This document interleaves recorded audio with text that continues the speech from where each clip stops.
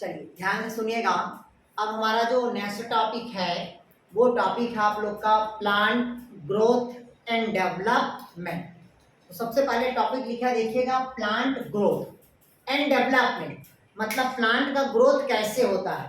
तो प्लांट का ग्रोथ होने के लिए सर्वप्रथम इधर समझिएगा, ये कोई भी प्लांट का ये सर्वप्रथम क्या होगा भी आपका फ्लावर होगा। सर्वप्रथम प्लांट का क्या होगा, फ्लावर होगा। क्लियर हुआ यहाँ तक के। अब ये फ्लावर है तो फ्लावर के कई बहुत सारे ऐसे भाग होते हैं। जनरली फ्लावर के दो ही भाग होता है, एक होता है आपका एसेसरी ऑर्गन और दूसरा क्या होता है आपका रिक्वायर्ड ऑर्गन का। जिसमें से सबसे नीचे जो ग्रीन कलर का होगा उसे हम क्या कर देते हैं, कैलिक्स। जो लोगों को अट्रैक्ट करेगा उसको हम क्या कर देते हैं, करोला। और जो ऐसे ही नॉर्मल पड़ा रहता है बिना सुंदरता का वो कहलाता है आपका एंड्रोसियम।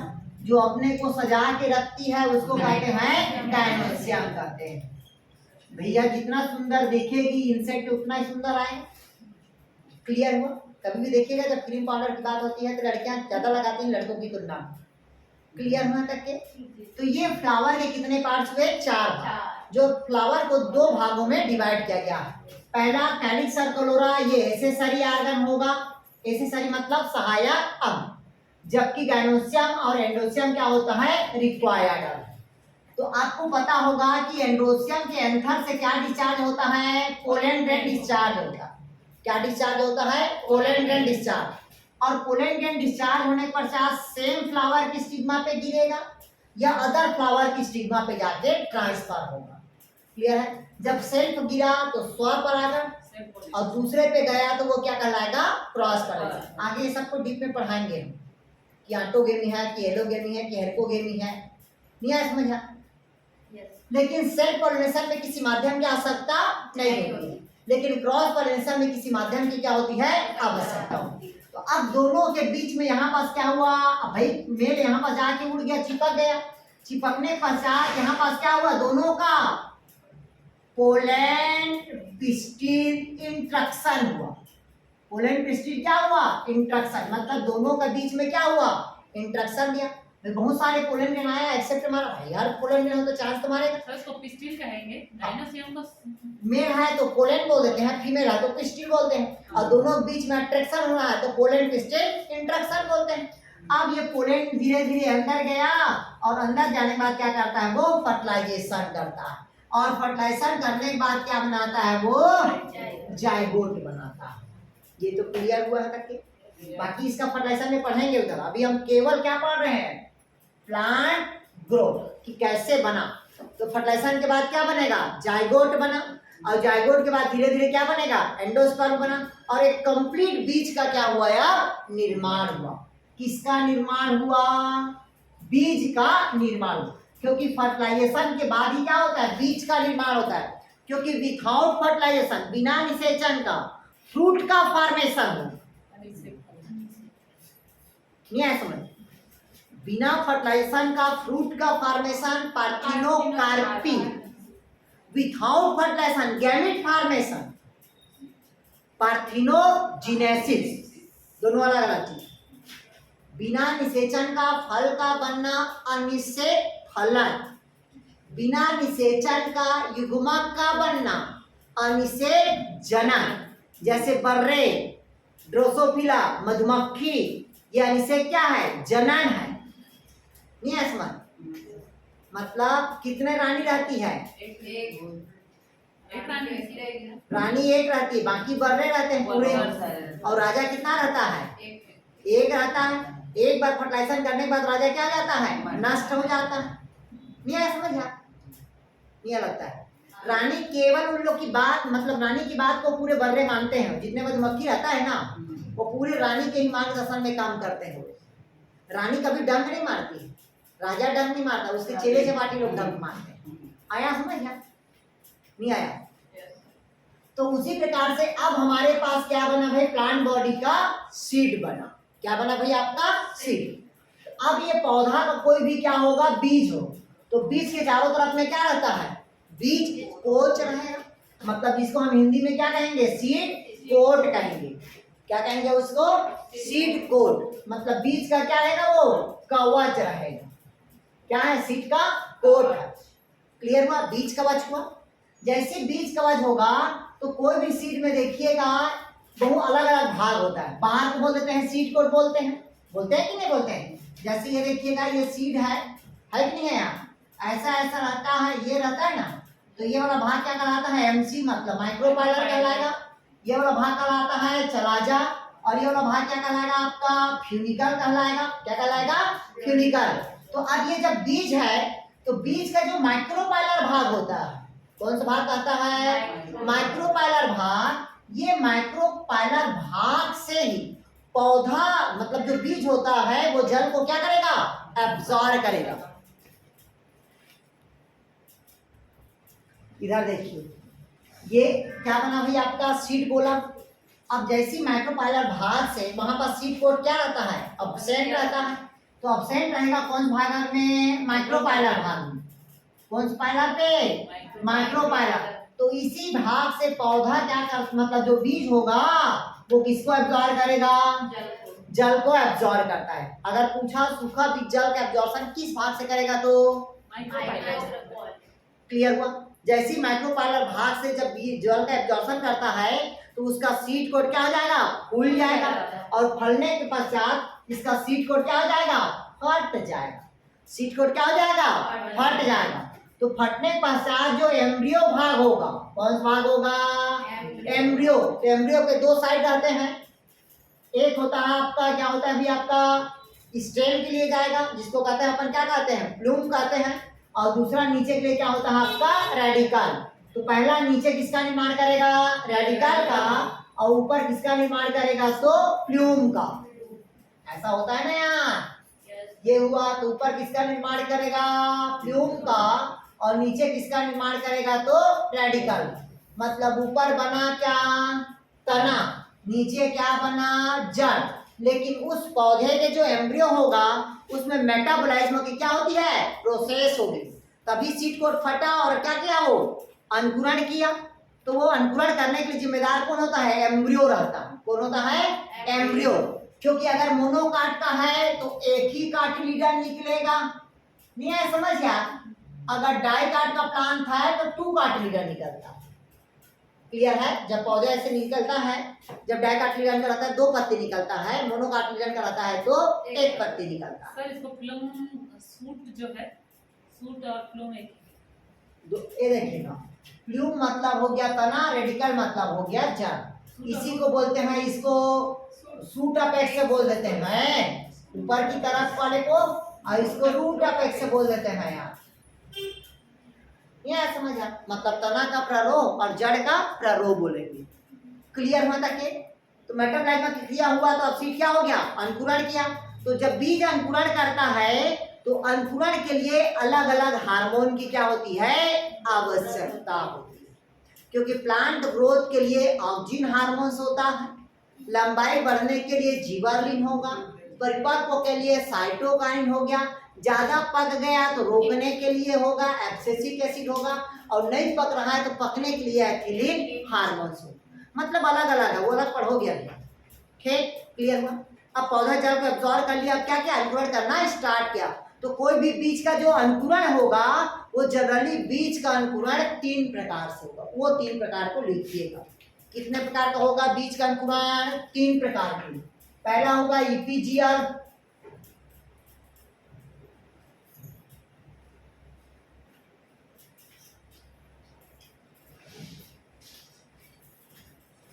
चलिए 3 प्रकार का अंकुरण होता हुआ।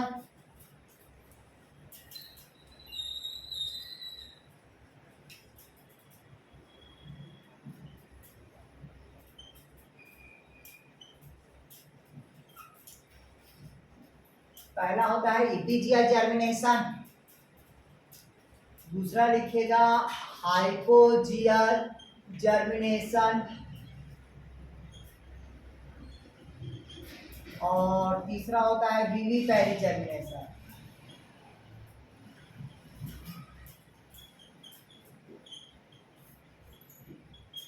कितने प्रकार के अंकुरण होगा भाई? 3 प्रकार के। तीनों का लिखिएगा। पहला कौन से लिखे? Epigeal germination. दूसरा क्या लिखे? Hypogeal germination. और तीसरा क्या लिखेंगे भाई? विविपैरी अंकुरण। तीनों को समझिएगा। स्टार्ट करें? इधर समझिएगा। सबसे पहले कहते हैं ये सॉइल का सरफेस है। ये सॉइल का क्या है? सरफेस, मतलब मिट्टी है। क्लियर हुआ? कोई के अब इसको हम जुताई कर दिए। जुताई किए कि नहीं किए यार? जुताई करने के बाद अब यहाँ पास हम क्या डाल दिए? बीज डाल दिए। तो बीज अंदर गया है, गया कि नहीं गया?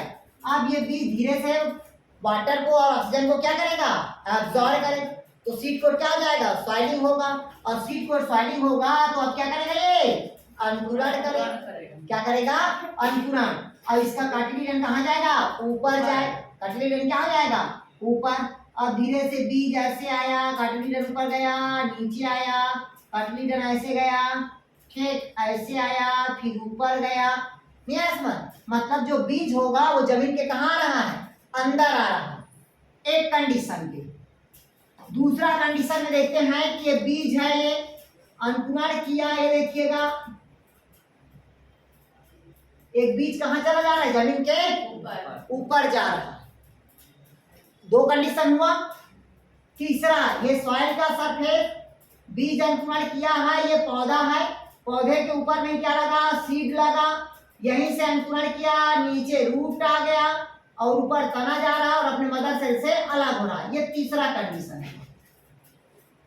तीन कंडीशन है। एक बीज जमीन के कहाँ है? अंदर। एक बीज जमीन के कहाँ हुआ? ऊपर। और एक बीज अपने मदर सेल से लगा हुआ क्या करेगा? अंकुरण करेगा। तो तीनों को समझिएगा। तो पहला देखिएगा, मान लीजिए ये वाला बीज है, ये वाला बीज जैसे हम जुताई किए तो जमीन के अंदर चला गया बीज। धीरे धीरे उसका जमीन के अंदर गहराई चले जा रहा है और उसका जो बीज होगा वो जमीन के अंदर बाहर निकला क्या? नहीं निकला। और अंदर ही में होके क्या किया? अंकुरण किया। तो इस प्रकार के अंकुरण को हम क्या कहेंगे? Hypogeal germination. मतलब जो बीज होता है, जो कार्टिलेजन होता है, वो जमीन के कहाँ रहता है? अंदर ही रहता है। तब हमसे क्या कहेंगे? Hypogeal germination. क्लियर हुआ तक के? अभी बताएंगे एग्जांपल। दूसरा देखिएगा, अब कार्टिलेजन हुआ, एक बीज जमीन के कहाँ चला जाता है? ऊपर। तो जमीन के ऊपर चला गया तो क्या कहलाएगा? Epigeal germination. और दूसरा जो मदर सेल से लगा हुआ अंकुरण होगा वो क्या कहलाएगा? विविपैरी अंकुरण। तो अब मैं एग्जांपल पूछता हूं, ठीक? जैसे कि धान, धान कहाँ रहता है?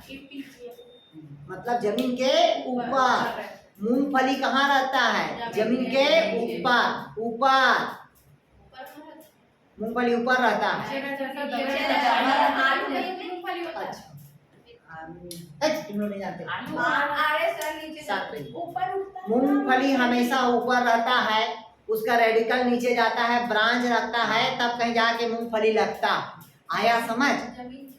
फल, अरे गधो, पहले समझ लो। ये पहले मूंगफली हुआ, मूंगफली के बीज को निकाल लिए, बीज को निकालने के पश्चात लगा दिए। तो जब बीज को लगाएंगे तो उसका बीज ऐसे ऊपर चला जाता है, ऐसे अंकुरित करता है, फिर उसके रूट अंदर जाता है रूट अंदर जाता है और ऐसे कई शाखा में बढ़ता है, तब इसमें फली लगता है ऐसे। आया समझ? नहीं आया? तो उसका बीज जमीन के कहाँ गया? ऊपर गया। जब बीज जमीन के ऊपर गया तो वो कौन सा जर्मिनेशन होगा? Epigeal germination. जैसे आम इपीजियल, इमली इपीजियल, चना इपीजियल, मटर इपीजियल। और बाकी अदर जो प्लांट्स होता है वो कैसा होता है? तो आपका हाइड्रोजियल होता है। और विविपैरी प्लांट कौन होता है? तो मैंग्रोव प्लांट। लिखिएगा, न्यूमेटोफोर प्लांट क्या होता है? मैंग्रोव प्लांट होता है।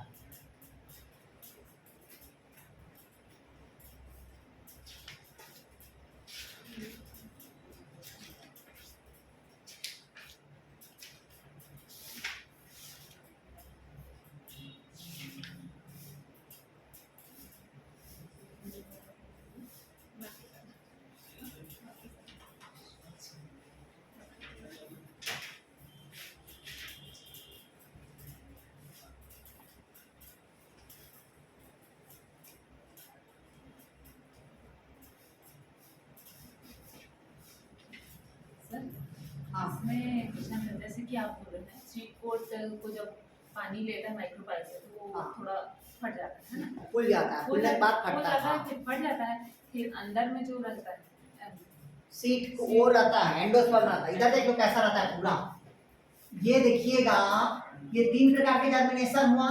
कोई भी बीज ऐसा रहता है, इधर समझ लो, कोई भी बीज ऐसा रहता है, ये देखिएगा इस प्रकार का है, ऊपर में ये क्या है, सीड कोट है। सीड कोट हमेशा 2 लेयर होता है, एक आउटर इंटीग्यूमेंट, दूसरा क्या होता है, इनर इंटीग्यूमेंट। आउटर इंटीग्यूमेंट टेस्टा कहलाता है, इनर टेगमेंट कहलाता है, दोनों मिलकर सीड कोट बनता है। अब यहाँ पास ऐसे रहता है एम्ब्रियो। चावल को देखे हो, चावल को देखिएगा, छोटा सा ऐसे एक भाग क्या होता है, टूटा हुआ दिखता है, वो एम्ब्रियो कहलाता है। ये वहां क्या कहलाएगा, इसका एम्ब्रियो। और बाकी जो खाते हैं सफेद, वो कहलाता है इसका एंडोस्पर्म। क्या कहलाएगा, एंडोस्पर्म। ये क्वेश्चन पूछता है, मैं पहले बता रहा हूँ, एम्ब्रियो हमेशा 2n रहेगा, एंडोस्पर्म हमेशा क्या होगा, 3n। एंजियोस्पर्मिक प्लांट में, कौन सा प्लांट में, एंजियोस्पर्मिक में निषेचन के बाद एंडोस्पर्म बनता, निषेचन के बाद। जबकि जिम्नोस्पर्म में पहले बनता है निषेचन के पहले बनता है, और वो क्या होता है, हैप्लॉइड होता है। और यहाँ पर क्या होगा, ट्रिप्लाइड होता है, ट्रिप्लाइड। इसका कभी कभी फार्मूला पूछता है, ये कैपिटल ए स्मॉल ए रहेगा, तो ये क्या होगा, कैपिटल ए स्मॉल ए रहेगा। आया समझ, नहीं आया? क्यों? क्योंकि पोलैंड ग्रेन कैसा है, ऐसा है, ठीक। और एक एक कैसा है, तो ऐसा है। पोलर न्यूक्लियाई कैसा है, तो ऐसा है। आया समझ? इस कारण एक पोलैंड ग्रेन से एक एक के साथ फ्यूजन करता है, कैपिटल ए स्मॉल बना, जिससे क्या बनेगा, जायगोट मतलब भ्रूण बना। इसमें से एक इसके साथ किया तो ये क्या बनेगा, एंडोस्पर्म। ये क्वेश्चन पूछता है कई बार, कभी इसलिए नहीं पढ़ा रहे हैं क्योंकि जब निषेचन पढ़ाएंगे प्लांट का तब पढ़ाएंगे बोल के, ठीक है यार। अब इसको देखते हैं, सीड जर्मिनेशन समझ आ गया।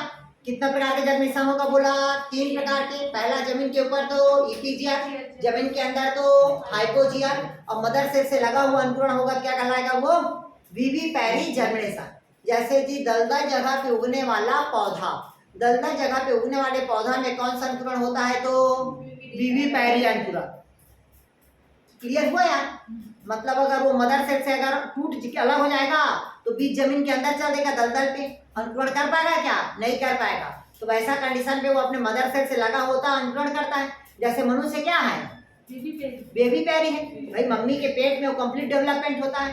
कंप्लीट डेवलपमेंट होने के बाद 9 मंथ के बाद क्या होता है, वो फैक्ट्री से प्रोडक्ट बन के बाहर आता है, और उसके बाद उसकी मम्मी खत्म हो जाएगी, तभी बच्चा क्या करेगा, सर्वाइव करेगा, सर्वाइव करने लायक हो जाएगा, उसके बाद वो खुद से, हाँ। तो वो प्लांट वैसे ही है, रूट नीचे आ जाता है, फिर वो अपने तना से क्या आ जाएगा, वहां से अलग हो जाता है।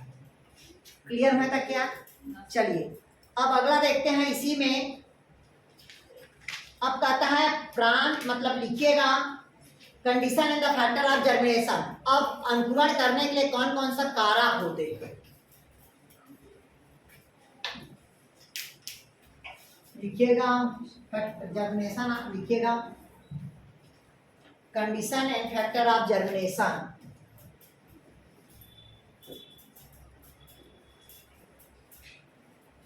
Condition and factor of germination.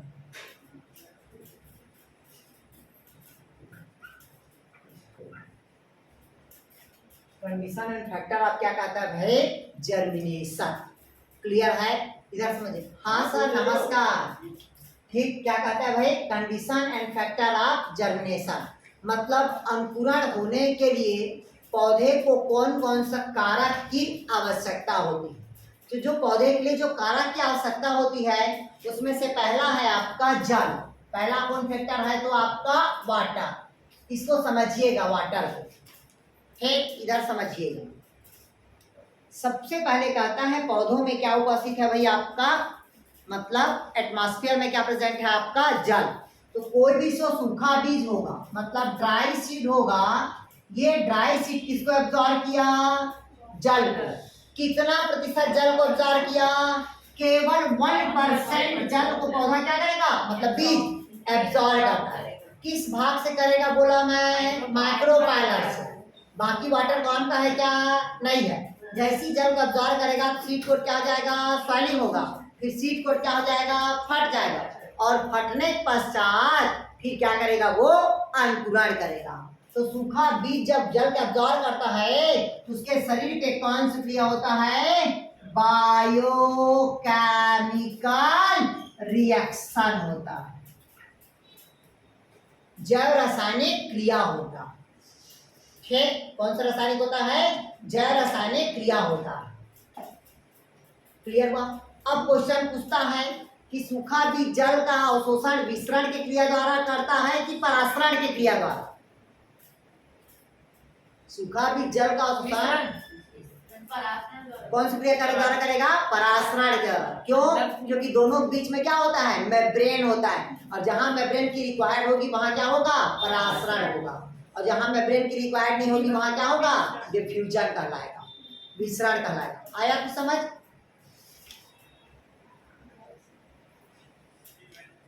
Clear हुआ यहाँ तक के। अब मान लो पौधे में अगर बीज में अगर जल की कमी होगी, तो बीज में अगर जल में कमी होगी तो क्या पैदा होगा, स्ट्रेस पैदा होगा। स्ट्रेस मतलब तनाव पैदा होगा, और जब तनाव पैदा होगा तो अंकुरण होगा क्या, नहीं होगा। इसलिए देखिएगा जब धान लगाते हैं तो धान लगाने के पश्चात पानी का गिरना अत्यंत आवश्यक। हाँ, लेकिन अगर बीज अगर डॉर्मेंसी पीरियड में है तो अंकुरण नहीं होगा। नहीं है समझ है, जैसे समझ रहे हो ना बीज कैसे। अभी आप धान को काट के लाए, जब पहले समझ लो डॉर्मेंसी क्या होता है।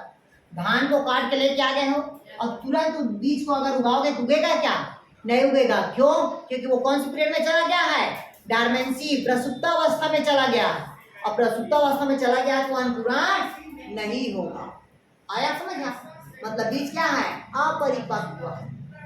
नहीं आया समझ। सूखा है मतलब मॉइस्चर है, और सूखा रहेगा बीज तभी अंकुरण होता है, कच्चे पे अंकुरण नहीं होता। कि देखे वो अंकुरण होते हैं कच्चे में, देखे हो क्या, धान में देखे हो, धान में लाई फूट जाता है, अंकुरण नहीं होता। आया समझ। धान में क्या हो जाता है, लाई फूटता है, वो फंगस के नाम से। आया समझ। तो कच्चा चीज कभी भी अंकुरण नहीं होगा जब तक उसका बीज सूखेगा नहीं। जैसे आपको पता होना चाहिए धनिया, धनिया आप बताएंगे, आप शादीशुदा हैं, आप भी शादीशुदा हैं और कहाँ आप भी तीनों हैं। ठीक, ये सूखा धनिया आप लोग की सासू माँ दी, और सासू माँ दी तो बोली कि इसको जाओ बेटी लगा दो। ठीक, तो खुदाई करके ऐसे लगा दिए, और तीनों लगाए। तो कौन कौन सी विधि द्वारा लगाओगे, पहले सूखा करो तो उसके बाद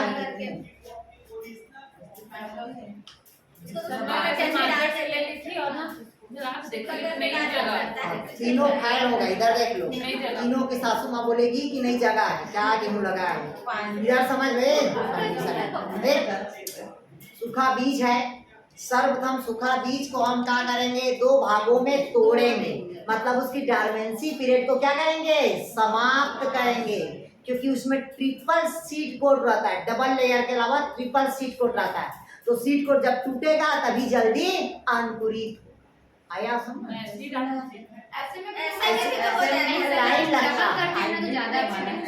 मतलब बिना तोड़े करोगे तो लेट लगेगा, और तोड़ दोगे उसके डॉर्मेंसी पीरियड को समाप्त कर दोगे तो जल्दी अंकुरित हो। आया समझ, नहीं आया।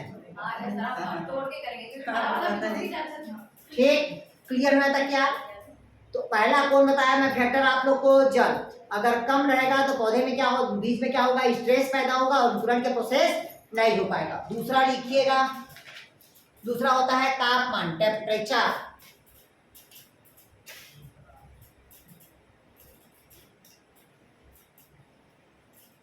दूसरा क्या कहता है, तापमान, टेम्परेचर। तो टेम्परेचर समझिएगा, किसी भी पौधे के बीज को अंकुरण के लिए 25 से 35 डिग्री सेल्सियस तापमान की आवश्यकता होती है।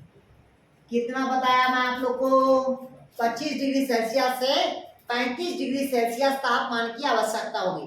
अगर इससे ज्यादा होगा तो पौधा का जो बीज होता है वो अंकुरण नहीं कर पाएगा। क्लियर हुआ, मतलब अंकुरण के लिए क्या होता है, मिनिमम टेम्परेचर की आवश्यकता होती है। और अगर हाई टेम्परेचर हो जाएगा तो इसकी क्रिया क्या हो जाएगी, अवरुद्ध हो जाएगी, रुक जाएगी। क्लियर है करके। इसी कारण कोई भी जब पौधा लगाते हैं तो हमेशा कब लगाते हैं? बरसात में लगाया जाता है।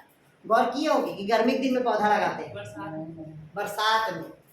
क्लियर हुआ? क्योंकि टेम्परेचर को क्या करता है? मेंटेन करता है। तीसरा लिखेगा एटमॉस्फेरिक गैसेस। तीसरा लिखेंगे एटमॉस्फेरिक गैसेस।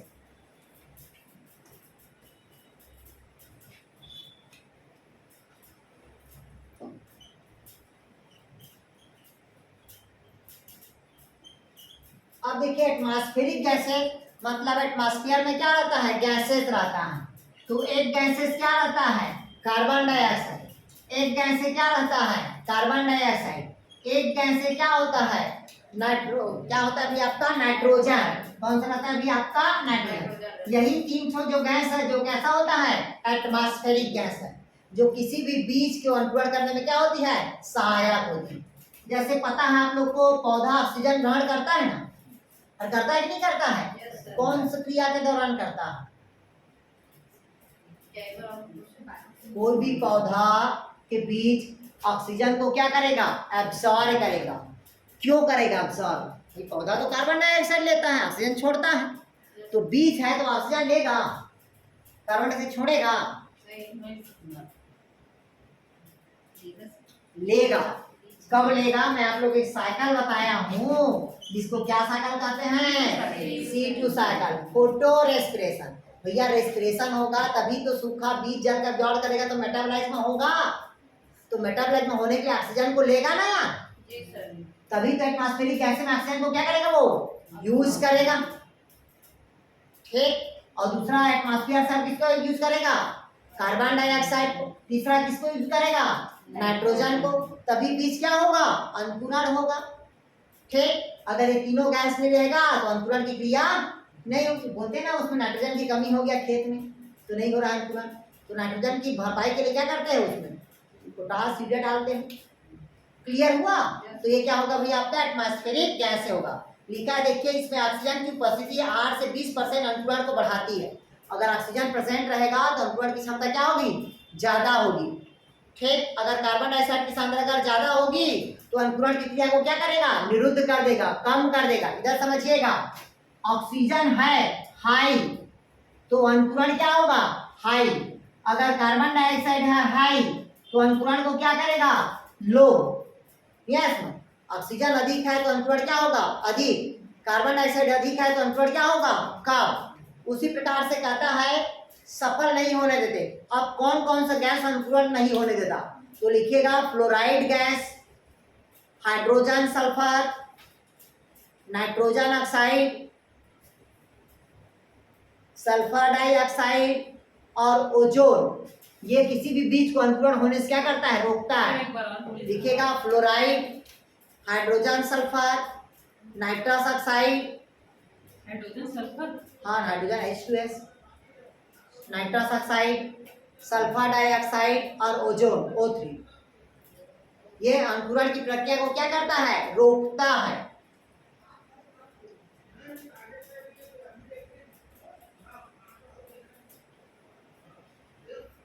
इधर देखिए,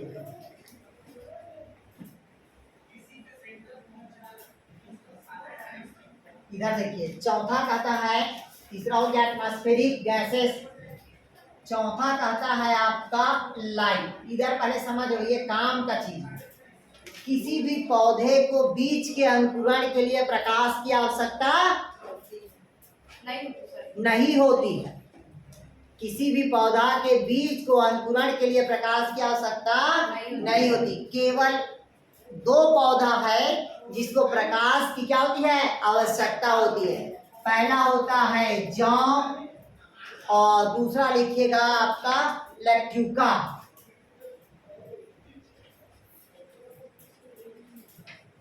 लेट्यूका, ये दो पौधा है जिसके बीज के अंकुरण के लिए क्या होती है? प्रकाश की आवश्यकता होगी।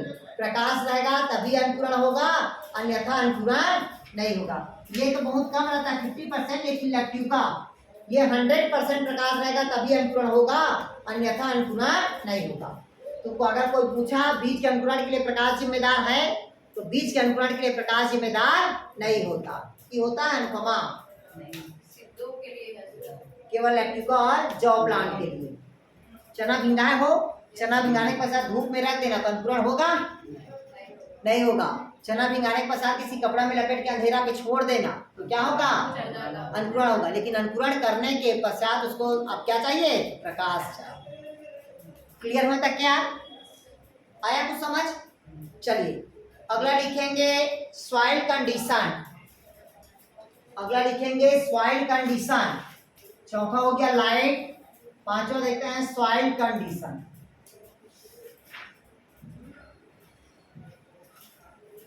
सॉइल कंडीशन मतलब होता है मृदा अवस्था। देखते हैं कौन सा अवस्था देखते हैं भाई? मृदा अवस्था।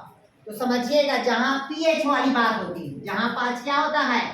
पीएच की बात होती है। पीएच मतलब समझते हो यार? पीएच का फुल फॉर्म क्या होता है? हाइड्रोजन का हिस्सा बताते हैं। अरे केवल पोटेशियम हाइड्रोजन, मतलब हाइड्रोजन की स्थल अवस्था को बताता है कि वहां पास कितना हाइड्रोजन है, वो कहलाता है पीएच। ठीक, जैसे आपको पता होना चाहिए, जैसे आपका बॉडी का पीएच कितना होता है? ब्लड का रेट 7.4। बॉडी का तापमान कितना है?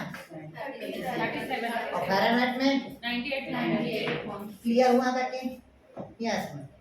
लेकिन मेल का टेम्परेचर दोनों अलग अलग होता है। ठीक, इधर समझिए पीएच। अब सॉइल का कंडीशन मतलब मृदा के ऊपर डिपेंड करता है कि वहाँ के मृदा का कैसा है। अगर मृदा पीएच क्या होता है? एसिडिक नेचर होगा। कौन सा नेचर होगा? Acidic nature. तो वहाँ पर ग्रो करेगा क्या? नहीं कर पाएगा। अगर बेस रहेगा तभी वो क्या कर पाएगा? ग्रो कर पाएगा। तो बहुत जगह की जो मृदा होती है वो क्या होता है? एसिडिक नेचर होता है, और बहुत जगह की मृदा क्या होती है? बेस नेचर का होगा। तो उस एरिया वाले लोग कोई भी, क्योंकि पीएच के ऊपर डिपेंड करता है। पीएच होगा तो जल को अधिक मात्रा में अब्जॉर्ब करता है। कि जैसे आपको पता है जांजगीर चांपा की जो मृदा है, मिट्टी है, वो भूरा मिट्टी है। कौन सा मिट्टी है? भूरा मिट्टी है। कहीं कहीं पास देखिएगा आपको क्या मिट्टी मिलेगा? आपका काली मिट्टी देखने को मिलता है। तो वहां पास केवल धान का उत्पादन होता है, चना गेहूं का उत्पादन नहीं होता। क्यों? क्योंकि वहां की मृदा का पीएच क्या है? अलग अलग है। वहां की जल धारण की क्षमता क्या है? कम है। इस कारण जांजगीर चांपा में क्या होती है? जल की कमी है ना जांजगीर चांपा में यार, क्योंकि वहाँ जंगल भी नहीं है, तो कोई भी नीचे आने का, वाटर के अब्जॉर्ब करने की क्या होते हैं? कैपेसिटी नहीं है। आया समझ में? नहीं आया? अब पेड़ पौधा नहीं रहेगा तो सर्वाइव कैसे करेंगे लोग? इसलिए जल है तो जीवन है, और पेड़ पौधा है तो ऑक्सीजन। सर ये एसिड, जैसे कि कोई एरिया उसका एसिडिक है और बेस है, तो वहाँ के लोग वो वाला उपजाऊ नहीं कर पाते हैं। मतलब वो उसको जगाना है, मक्का नहीं जगा पाएंगे। वक्का उग जाते हैं, दूसरा चीज फसल उगाते हैं हाँ, जो एसिडिक नहीं। जो अकॉर्डिंग फसल अपना जैसे कि आपको पता होना चाहिए कुदकू, कोटकी, कुर्मी होता है ना, वो तो बस्तर तरह पूरा लॉ है उधर, तो उधर वही ग्रोथ करते हैं। तो वो एरिया के हिसाब से क्या होता है? फसल भी एसिडिक और बेस ग्रो करता है। क्लियर है तक? क्या आया समझ? आ तो ये पीस के ऊपर डिपेंड करता है। अब देखते हैं बीजों का जीवन क्षमता। अब हम डालिएगा बीजों का जीवन क्षमता मतलब कहता है वेबिलिटी ऑफ सीड।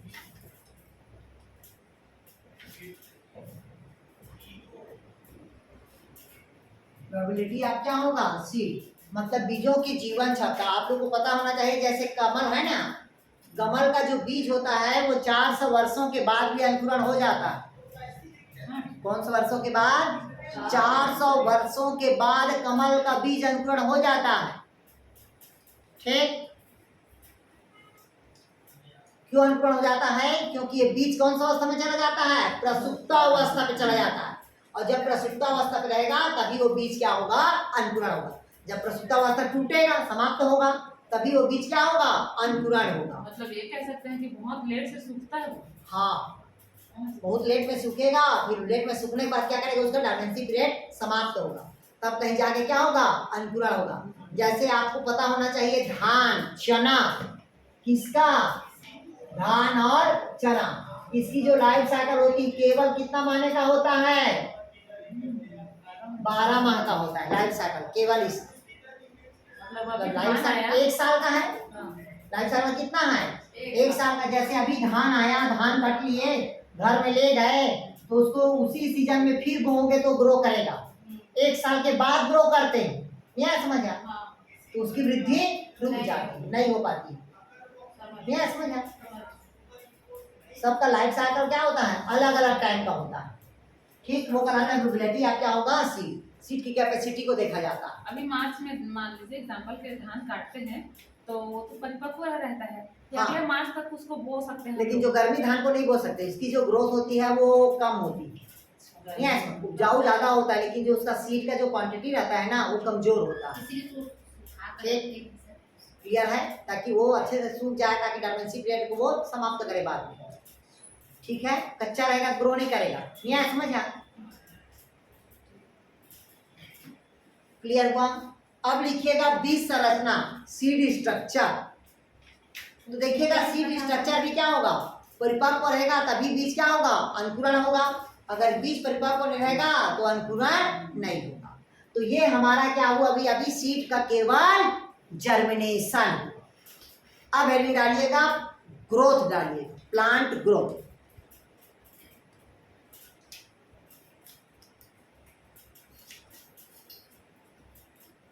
चलिए अब हेडिंग डालिएगा प्लांट ग्रोथ। अनुपुरण मतलब ग्रोथ बोलते हैं, वृद्धि।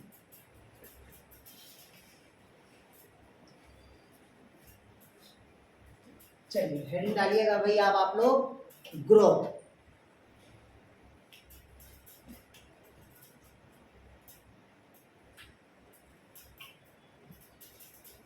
इधर समझ लीजिएगा, ग्रोथ मतलब क्या होता है भी आपका वृद्धि, मतलब कहता है वृद्धि वह क्रिया है जिसके कारण किसी भी जीव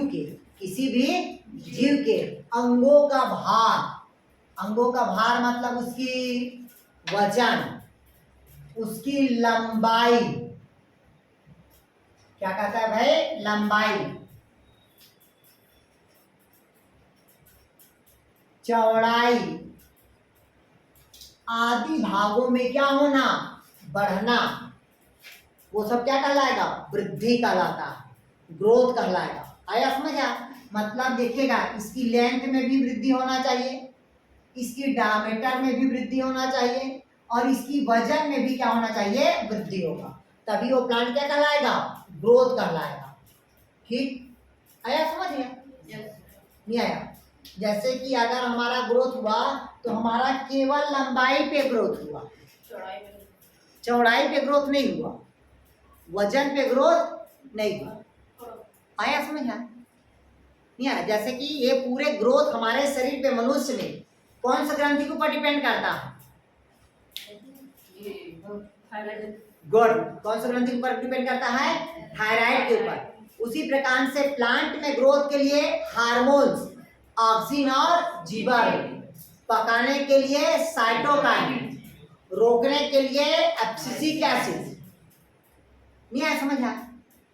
फ्लावर बनने के लिए फ्लोरिजन हार्मोन्स। ठीक, तो अलग अलग हार्मोन्स की क्या होती है, आवश्यकता होगी, तभी प्लांट में क्या होगा, ग्रोथ होगा। तो ये हुआ प्लांट का ग्रोथ। अब हम हेडिंग डालते हैं प्लांट ग्रोथ का डायग्राम, देखिएगा।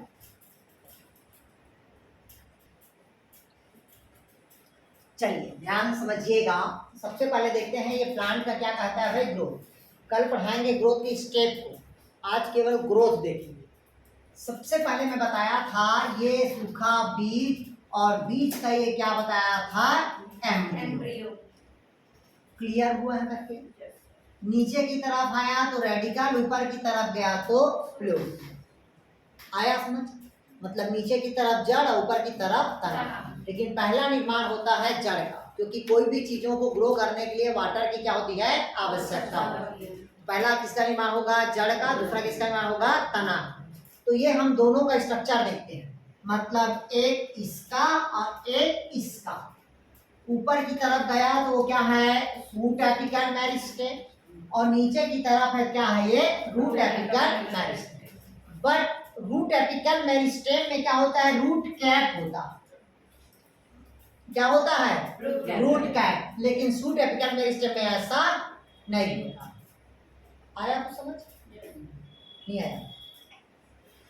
ध्यान समझिएगा, सूट में एपिकल नहीं, मतलब कवर नहीं होता, केवल रूट एपिकल कवर होता है। जिसको हम क्या कहते हैं, रूट कैप। मैं आप लोगों को बताया हूँ रूट कैप कैरेक्टर दो चीज से बना होता है, एक तो किसका बना होता है, कैलेप्ट्रोजन का, और दूसरा किसका बना होता है, तो डिट्रोकैलेप्ट्रोजन।